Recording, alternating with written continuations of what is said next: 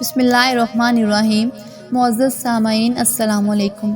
تذکرہ انبیاء کے اس سلسلے میں آج ہم حضرت داؤد علیہ السلام کی زندگی سے آپ کو آگاہ کریں گے۔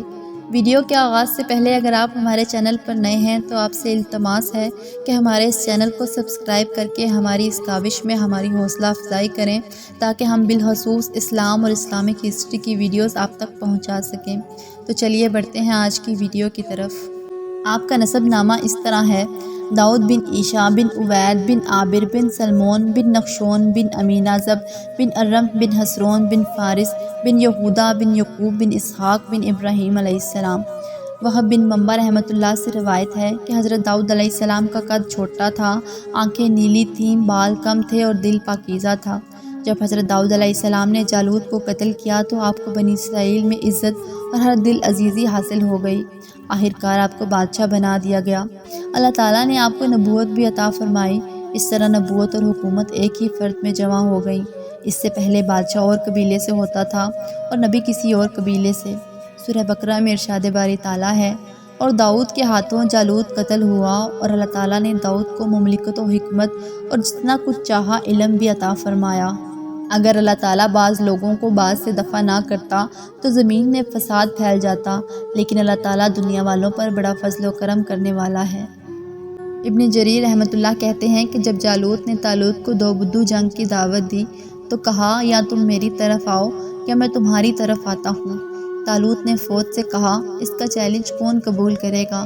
حضرت داؤد علیہ السلام سامنے آئے اور مقابلہ کر کے جالوت کو قتل کر دیا۔ وہب بن منبع رحمۃ اللہ نے فرمایا، لوگوں نے حضرت داؤد علیہ السلام کی بہادری سے متاثر ہو کر طالوت کو معزول کر دیا اور حضرت داؤد علیہ السلام کو بادشاہ بنا لیا۔ اللہ تعالیٰ نے حضرت داؤد علیہ السلام کو بہت سی نعمتوں سے مالا مال فرمایا تھا، جن میں حسن صوت اور حسن عبادت کے ساتھ ساتھ پرندوں اور پہاڑوں کی تسخیر بھی شامل ہے۔ سورہ سبا میں ارشاد باری تعالیٰ ہے: اور ہم نے داؤد کو اپنی طرف سے برتری بخشی تھی۔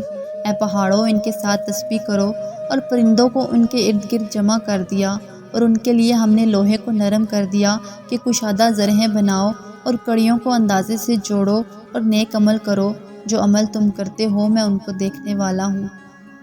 دوسرے مقام پہ سورہ انبیاء میں ارشاد باری تعالیٰ ہے: اور ہم نے پہاڑوں کو داؤد کے لیے مسخر کر دیا کہ ان کے ساتھ تسبیح بیان کرتے تھے، اور پرندوں کو بھی تابع کر دیا تھا، اور ہم ہی ایسا کرنے والے تھے، اور ہم نے تمہارے لیے ان کو ایک طرح کا لباس بنانا بھی سکھا دیا تاکہ تم کو لڑائی کے ضرر سے بچائے، بس تمہیں شکر گزار ہونا چاہیے۔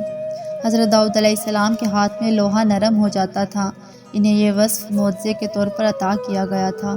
یہ بھی ممکن ہے کہ اللہ تعالیٰ نے آپ کو لوہا نرم کرنے کا ہنر سکھا دیا ہو تاکہ اسے زرہیں بنا کر جنگ میں پہنی جائیں اور دشمن کے حملے سے دفاع ہو سکے۔ قتادہ رحمۃ اللہ فرماتے ہیں، اللہ تعالیٰ نے آپ کے لیے لوہا نرم کر دیا تھا، یعنی آپ کو لوہے کی چیزیں بنانے کے لیے آگ یا ہتھوڑے کی ضرورت نہیں ہوتی تھی۔ ٹھنڈے لوہے کو ہاتھ سے موڑ کر جو چاہے بنا لیتے تھے۔ سب سے پہلے آپ نے لوہے کے حلقے جوڑ کر ذرہ بنائی۔ اس سے پہلے بچاؤ کے لیے لوہے کے تختے استعمال ہوتے تھے۔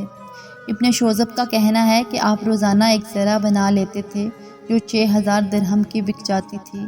رسول اکرم صلی اللہ علیہ وآلہ وسلم نے ارشاد فرمایا، اللہ کے نبی حضرت داؤد علیہ السلام بھی اپنے ہاتھ کی کمائی کھاتے تھے۔ سورہ سعد میں ارشاد باری تعالیٰ ہے: اور ہمارے بندے داؤد کو یاد کرو جو صاحب قوت تھے، اور بے شک وہ رجوع کرنے والے تھے۔ ہم نے پہاڑوں کو ان کے زیر فرما کر دیا تھا کہ صبح و شام ان کے ساتھ اللہ پاک کا ذکر کرتے تھے، اور پرندوں کو بھی کہ وہ جمع رہتے تھے، سب ان کے فرما بردار تھے، اور ہم نے ان کی بادشاہی کو مستحکم کیا اور ان کو حکمت عطا کی اور جھگڑے کی بات کا فیصلہ کرنا سکھایا۔ حضرت ابن عباس رضی اللہ تعالیٰ فرماتے ہیں کہ قوت سے مراد عبادت کی طاقت اور نیک کام انجام دینے کی قوت ہے۔ حضرت قتادہ بیان کرتے ہیں کہ انہیں عبادت کی طاقت اور دین کی سمجھ ملی تھی۔ رسول اکرم صلی اللہ علیہ وآلہ وسلم نے ارشاد فرمایا، اللہ تعالیٰ کو داؤد علیہ السلام کی نماز تمام نمازوں سے زیادہ پیاری ہے، اور داؤد علیہ السلام کا روزہ سب روزوں سے پیارا ہے۔ آپ آدھی رات آرام کرتے تھے، تہائی رات قیام کرتے تھے، اور رات کا چھٹا حصہ پھر سو جاتے تھے، اور آپ ایک دن روزہ رکھتے تھے اور ایک دن نہ رکھتے تھے، اور جب دشمن سے سامنا ہوتا تو باغ نہیں جاتے تھے، بہادری سے جہاد کرتے تھے۔ امام اوزاعی رحمۃ اللہ فرماتے ہیں کہ حضرت داؤد علیہ السلام کو اتنا اتنی پیاری آواز دی گئی تھی کہ جنگلی جانور اور پرندے آپ کی تلاوت سن کر آپ کے ارد گرد جمع ہو جاتے۔ حضرت وہب کہتے ہیں کہ جو بھی آپ کی آواز سنتا وہ جھومنے لگتا۔ آپ ایسی سریلی آواز سے زبور کی تلاوت کرتے تھے کہ کسی کان نے ایسی آواز کبھی نہ سنی تھی۔ آپ کی پرترنم آواز سن کر جن و انس، پرندے اور مویشی مگن ہو جاتے تھے۔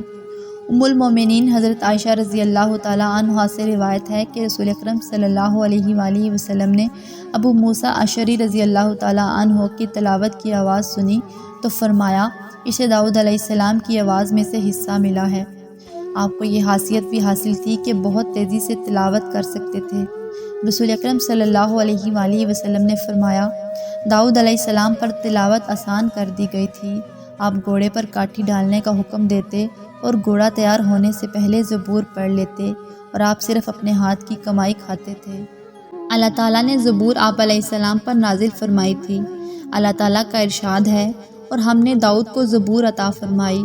زبور ماہ رمضان میں نازل ہوئی تھی۔ اس میں واعظ اور حکمت کی باتیں تھیں۔ حضرت داؤد علیہ السلام کے واقعہ سے اہل ایمان کو اللہ تعالیٰ کی زیادہ سے زیادہ عبادت کرنے کا درس ملتا ہے۔